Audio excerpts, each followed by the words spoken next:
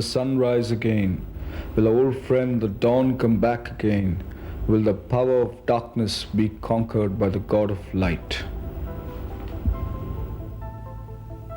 Was a Veda hymn as far back as 1500 BC and chanted even today by priests at dawn and sunset. And while the Vedas were still being written, a new religion based on the worship of the sun was founded in 1375 BC in the already ancient civilization of Egypt. But what could the people do when the fiery sun god went down over the Indus or the Nile at the end of the day? The priests and the pharaohs, the rich and the powerful, would make tiny images of him in their palaces and homes, burning olive oil in lamps of earthenware and bronze, using wicks made from vegetable fibers. But for the rest, 1,000 years later, oil lamps were glimmering in the cities of ancient Greece and Rome, while natural gas was illuminating mines and houses far away in China. With the Christian era, candles came into fashion, gaining a religious significance as well as providing the main source of artificial lighting throughout the Middle Ages. But they were never cheap. The night cometh when no man can work.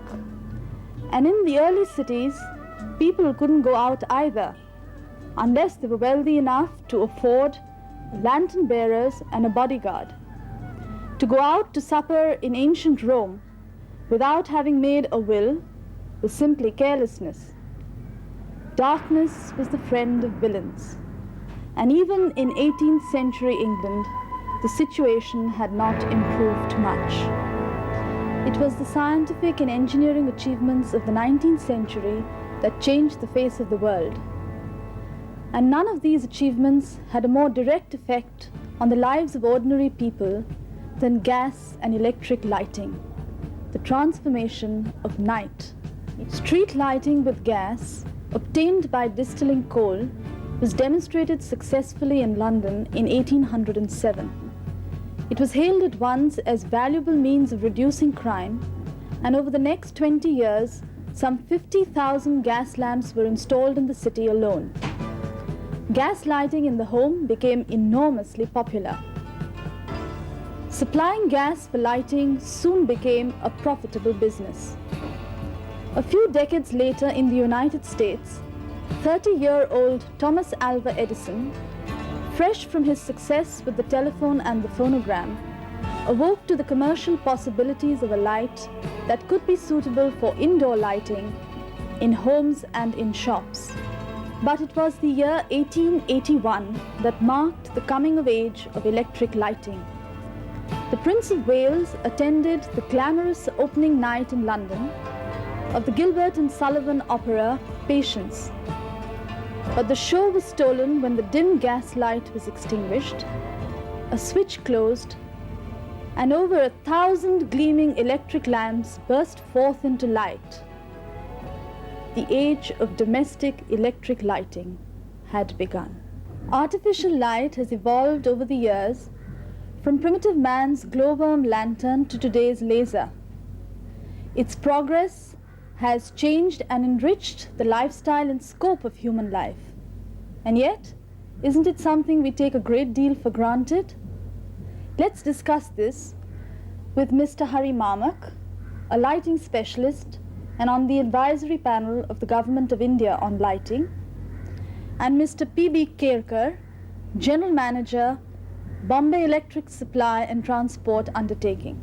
Mr. Mamak, how does an electric bulb emit light when a switch is turned on? Rhoda, this is what is recognized as an electric bulb. Right. And the moment you switch it on, the electric energy or the electricity is passed through the wire and reaches the bulb through these wires which exist inside this bulb, and then eventually get to what is termed as a filament. This filament is made out of tungsten for various reasons, and the moment the electricity reaches it, it gets white hot. And that white heat is what is converted into, in common parlance, light. And that is what we see when we say it's light. Mr. Mamak, would you say that a middle-class home is generally correctly lit for all purposes?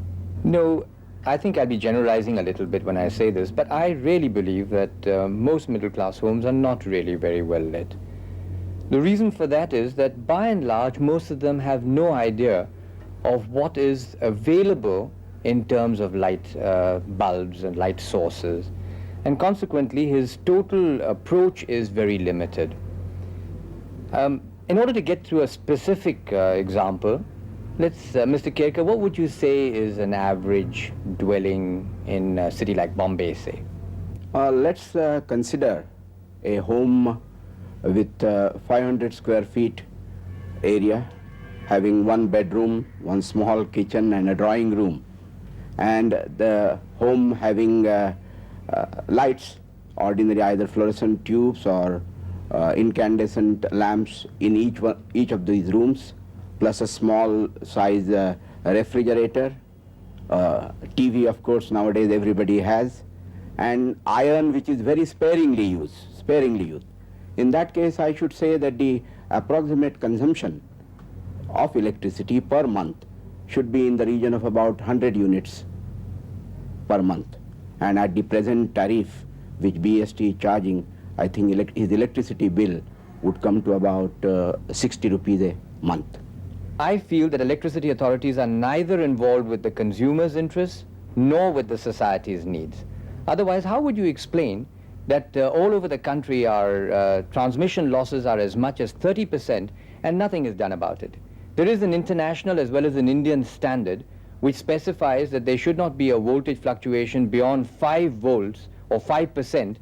And what happens in our country is that as much as 50% deviation takes place and nothing is done about it. The consumer just doesn't have a say at all. Mr. Mamak, there is a lot of confusion between the 230-volt bulb and the 250-volt bulb. How does a consumer decide on what to use given voltage fluctuations? There really shouldn't be a confusion on this point at all, because what the consumer really needs to know is what is the voltage at the point at which he uses the bulb. And there, the Electric Lamp and Component Manufacturers Association of India has carried out extensive surveys in 80 cities all over the country. And they have established that the average voltage during the relevant hours of lighting is 231 volt. Therefore, the right and correct lamp to use is the 230 volt and certainly not the 250 volt lamp. Mr. Mamak, rumor has it that the fluorescent tube light is harmful to the skin. Is that true? Yes, I know, Rhoda. There have been some reports that have appeared. I would say that they have been written by people that really didn't have very much information, because the studies that have been carried out, and there have been a lot of studies in depth, have completely proved that there is no element of truth in this at all. In fact, if you are to take the sun's rays, which is the most natural light that we all face, the fluorescent lamp would not even have 1,000th of the ultraviolet. Incidentally, the claim is that there is an ultraviolet content in the fluorescent lamp which is harmful to the skin. But it is such a small quantity of it that it has no effect whatsoever. To what extent does in-home lighting contribute to the total energy requirement for lighting in the country? Unfortunately, Rhoda, we don't have specific and separate figures for lighting alone. The figure that we do have is the contribution of lighting to the total packet of energy together with domestic appliances. And that is 17% of the total lighting, total energy in the country is being consumed in this sector. Many of you would like to be here to ask Mr. Kirker this question, so let me do it for you. Mr. Kirker, can a consumer really save on his monthly consumption of electricity? There are various methods by means of which in a home a person can save on the electrical energy which he is consuming. Let's talk about lighting first. As far as lighting is concerned, as Mr. Mamak has told us, instead of using one light, that is the tungsten filament light, he could use various kinds of light and save on electrical energy. For example, instead of tungsten filament lamps, if a person was to use a fluorescent tube, he can save on the electrical energy. Then let's go next to the refrigerator, which a person is using. Many times housewives are apt to open the door of a refrigerator quite frequently. If the door is open only when it is necessary, then you can also save on the electrical energy. And shut. And shut, yes. Similarly, as far as the gasket, rubber gasket which is there on the refrigerator, you should make sure that it is not leaking. It's in a proper condition. Then also you can save on the electrical energy. Of course, last but not the least, as far as lights are concerned, switch them on only when you want it. Normally when you go from one room to another room, one is apt to leave the lights on. And what would be the total value of this? The total saving, I should say, roughly should be in the region of about 25% saving. A person should be very easily able to make. Mr. Kirkar, I think that's a very good example. Now, if I take that very dwelling of a middle-class home that you've referred to, the total amount of lighting that is used in this particular dwelling would be about 60 units per month. Now, this 60 units per month, it will comprise of several different type of lamps. And I think I'd like to show you some of these lamps which are available or which the consumer is not so fully aware of.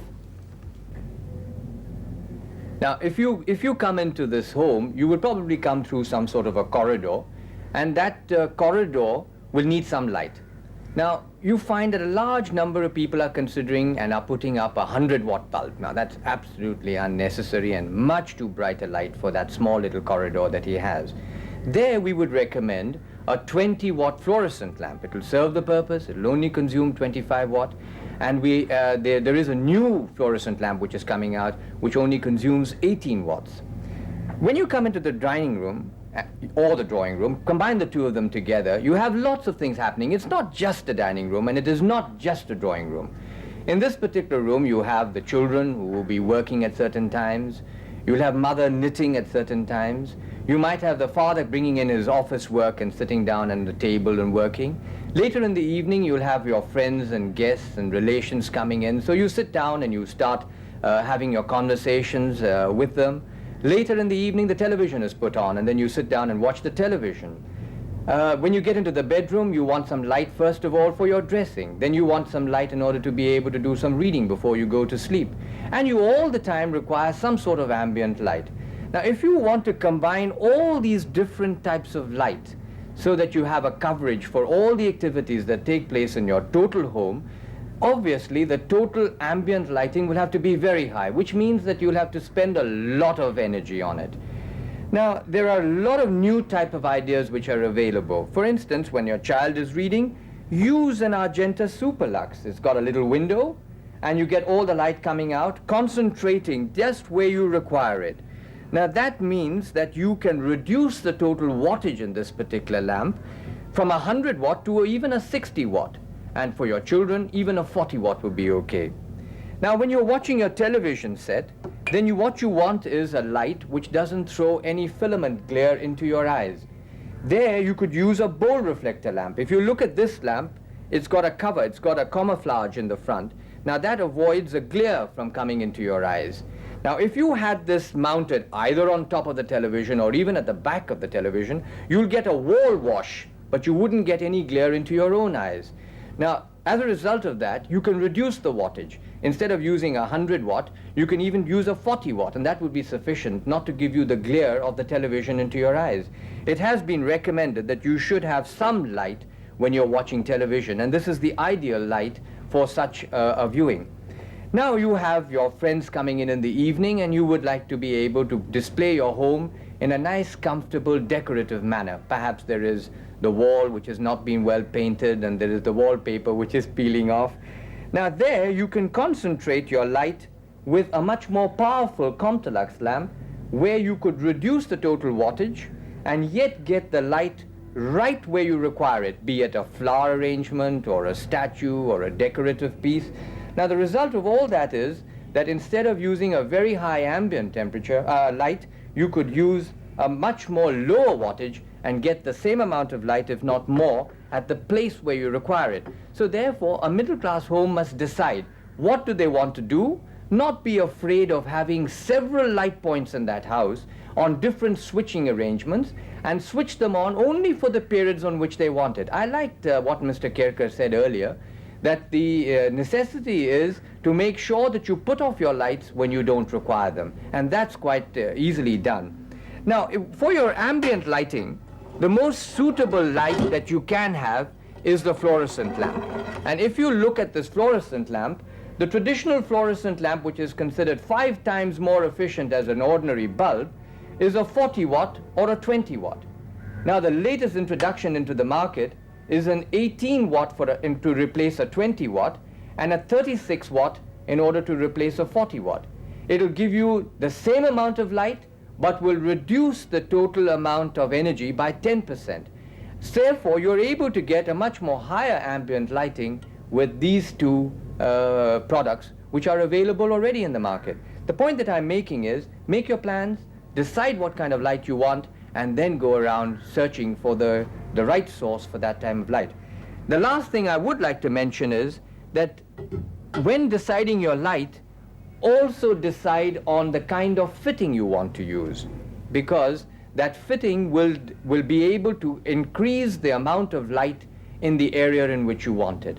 Now, if you put a very thick shade around your light, obviously it's going to diffuse that light and you'll get very little coming out of it. Therefore, if you want more light, then have a light transparent material around that light bulb, or otherwise you will lose it. There are many other ways, but I'm sure that if you went over and spoke to your dealer who is selling you the lamps, he should be knowledgeable and will be able to help you.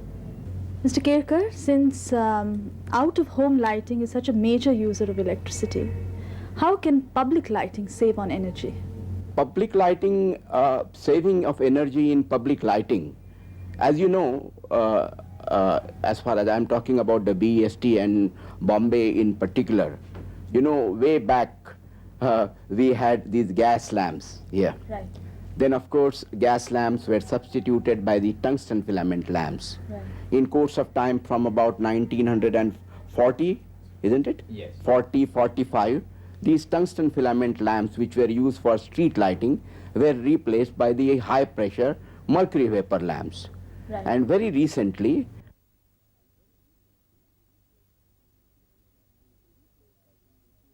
we replaced, I think, the 240 lamps on Marine Drive, or what you know call as the Netaji Subhash Road, by sodium vapor lamps. Yes, but how have all these developments helped to reduce the consumption of... See, as far as the sodium vapor lamp is concerned, Yes. I told you the lumens per watt of fluorescent tube Yes. was in the region of about 50. Yes. If you take a mercury vapor lamp, the lumens per watt Yes. are also about about 50 or 60. But if you take a sodium vapor lamp, Yes. which we have now installed Yes. on Marine Drive and which we have also installed on a part of Pedder Road, there the lumens per watt is 100. Yes. That means Yeah. if you take a 400 watt mercury vapor lamp and replace it by 250 watt sodium vapor lamp, that is what we have done on Marine Drive, Yes. you are saving on electrical energy as far as the wattage is concerned straight away by 1/3. Now, Because is that the major reason why most Yes. cities have moved from the yellow source, the blue source of light to the yellow source? of very, light? very much so. That is one of the main reasons Yes. why we have sort of changed over from mercury vapor to sodium vapor lamps. Actually, I mean, not only the luminaire which goes and takes the bulb, Right. but also the height of the pole on which the luminaire is fitted, the way it should be fitted in order that you maximize the light. Yes. And you get, again, the light which you must get on the road surface must be also glare free, so Right. that the motorists who are driving, they don't get the light in their eyes. In order to get the best out of these lights, ultimately a system has to be designed. And at the present moment, we have computers also to sort of decide what would be the optimum system for a particular road. I see. Mr. Marmak, what is the most important contribution of lighting to this century? In that, I have no doubts at all.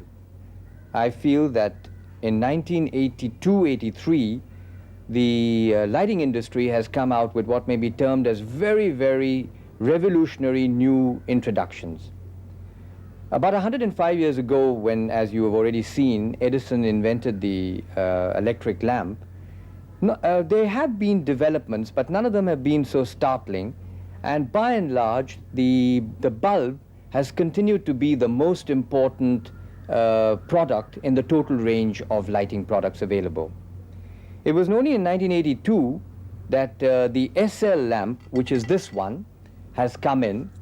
Now this gives you about the same light color as an ordinary bulb, and as you can see, it can even replace the ordinary bulb as well, but it gives you 5 times the light and consumes only 1/5 the energy. So therefore, a 13-watt SL lamp can now replace a 60-watt bulb that you're using today. But within the same... And in the very same fitting where you already have a lamp, you could put this one. And of course, it's slightly bigger, so you've got to make certain that it can accommodate it. In 1983, there is yet another invention which has come out into the market, and this one is a PL lamp. It's shaped a little differently, but it's more efficient. With this particular lamp, a 9-watt bulb can replace a 60-watt bulb. And you could, in fact, use it in your existing fitting as well. Here is a small adapter. You have a separate type of a pin arrangement, so you can work out an adapter, and that adapter can go in just like you put in your bulb. I feel that these two inventions are the forerunners of several more that are likely to come out in the years ahead to completely change lighting as a practice in our country and highlight the most important need, which is energy saving. What is laser all about? How can it be used in lighting applications? So far, laser is still a bit of a dream. You have it to some extent in defense. It has come in to some extent in entertainment electronics with the compact disc and the video long player. This is that you use a disc, and with the laser beam, you're able to pick up either the sound waves or the picture waves and convert them either into sound or pictures without any mechanical parts. There is no needles required anymore, no replacement parts for mechanism anymore. And in lighting, it has only been tried out in the decorative spheres. That is, they've used it in discos, they've used it when they've had large fairs for throwing beams across the total city in various colors. But I do feel that this is an area which is likely to develop in the future, and we don't know where it will lead us. There is a great deal of talk about solar as an energy-saving resource. Where is India going in this regard? I would have said that there was a lot of talk, but now recently, I'm sure, Rhoda, you must have seen in the newspapers, the government of India is taking this very seriously. And there is a conviction in a large number of people that since we have an abundance of sunshine, if we could harness the sun's rays and convert it into energy, we would be able to save a large amount of resources for the country.